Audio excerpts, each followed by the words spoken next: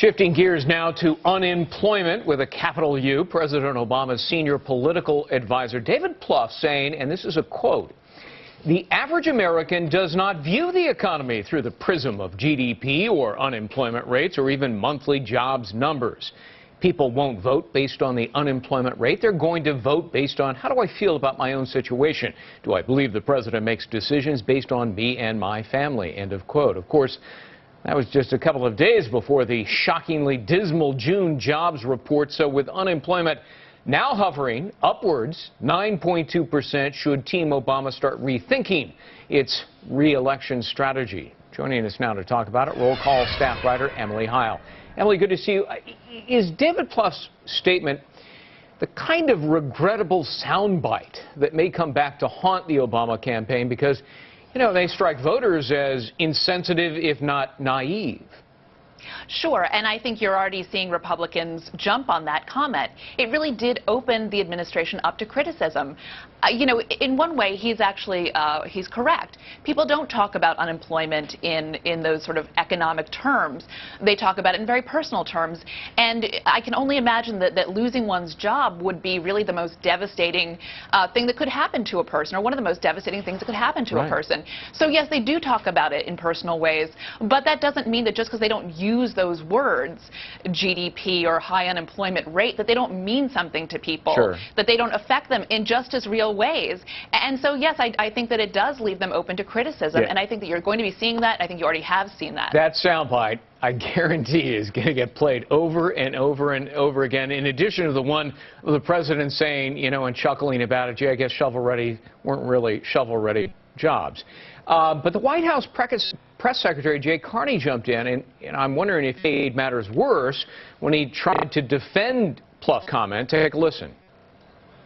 Well, I understand that we're engaged in or rather the Republicans are engaged in a primary campaign trying to get some media attention. I don't know where you know, the voters that some other folks might be talking to, but most people do not sit around their kitchen table and analyze GDP and unemployment numbers. Well, as you say, GDP numbers and job numbers really are a statistical reflection of the pain. The intense pain that Americans are suffering. I spoke with a woman yesterday whose husband just lost his job. Very upset. They're sitting around the kitchen table all right. They're trying to figure out how they're going to survive. And yet the president says he is not worried, Emily, about his re-election prospects. Yeah, we did see that comment where he said he wasn't worried. I think he has several hats that he has to wear, and one of them is being president, and the other is his campaign hat. And I think at the moment, certainly, he's engaged in these deficit limit talks, and so he is wearing his presidential hat. But the campaign hat is never far from him. He's very much engaged in the campaign and raising money hand over fist. We haven't seen those second quarter numbers, but the campaign said that they wanted to raise, I think it was $60 million, and I think people are expecting it to be even more than that. So he's actively engaging fundraisers. He's actively attending fundraisers. So, you know, of course he doesn't want to appear to be ensnared in a campaign right now, especially when he has very important business at hand, and business in which he has to be, you know, he has to reach across the aisle, and he can't be as partisan as he might in other phases of this campaign. But he certainly is engaged in this campaign. The battle has definitely been joined. He's engaged in his own campaign, more than 35 fundraisers so far, just this year alone. But look, the reaction from Republicans to these perhaps inappropriate comments has been pretty swift. Mitt Romney issued this statement. We'll put it up on the screen. This is a real zinger. "If David Plouffe were working for me, I'd fire him, and then he would experience firsthand the pain of unemployment.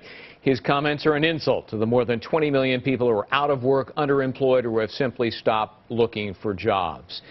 But look, I wonder if this can be turned around for Democrats and the president, because if a deal is struck to lift the debt ceiling and cut trillions of dollars from the annual deficits, Emily, I mean, doesn't that change the political equation and perhaps in favor of the president?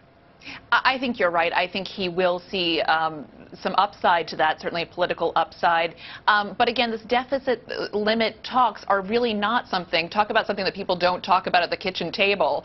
You know, people understand it in one way, but this is minutia that is very much going on, you know, behind closed doors, and it's not necessarily something that's readily understandable or graspable. That said, I think that there will be a bounce for the president if he does emerge victorious on this. Not even so much necessarily just that the deal is struck, but that he was able to accomplish it in a way that everyone kind of felt like they got something out of. And so, you know, his idea of being able to reach across the aisle and taking on these important issues and cutting deals when he needs to will be reinforced. Well, the other guy who's on the hot seat is, you know, his counterpart, the Speaker of the House of Representatives, John Boehner, who said, and I'll quote him here, "Tax hikes destroy jobs, and they cannot and will not pass the House of Representatives." Well, Emily, what about this? Increasing revenues by closing the loopholes in tax breaks, but without raising tax rates themselves.